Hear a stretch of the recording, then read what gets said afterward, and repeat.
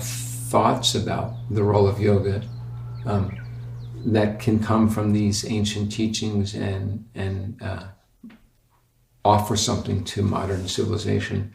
The first part of it has already begun to spread, which is yoga as a system of health and fitness. Of course, that's a reductionism of yoga, but nonetheless, it's a useful thing. The science of breath and movement, asana and pranayama, and conscious eating, healthy lifestyle, that's an important thing for all people to learn. So many of the healthcare crisis, so many of the conditions that people suffer from that are part of the healthcare crisis and the overload in our hospitals, so many of these conditions are related to lifestyle. Not all of them, of course, but many of them are related to lifestyle. And people becoming more self-conscious of their activity and taking more steps to be proactive in their own healthcare would go a long way to help one aspect of what we're suffering with as a society. So health and fitness.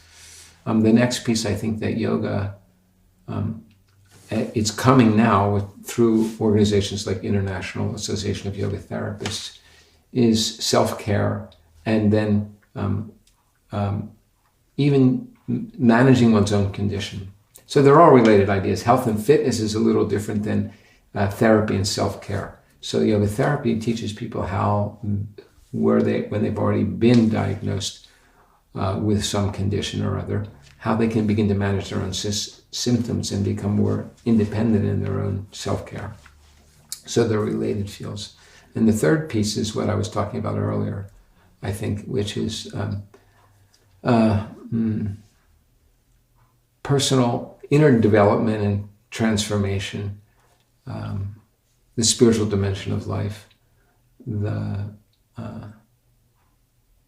conscious teachings about consciousness, and helping people helping us as human beings surface our motivations behind our actions, and helping move people from sort of a self-oriented and selfish motivation to a more selfless and other-oriented, service-oriented way of being will go a long way. A lot of the problems that we have is because we're greedy and we want more, even at the expense of others.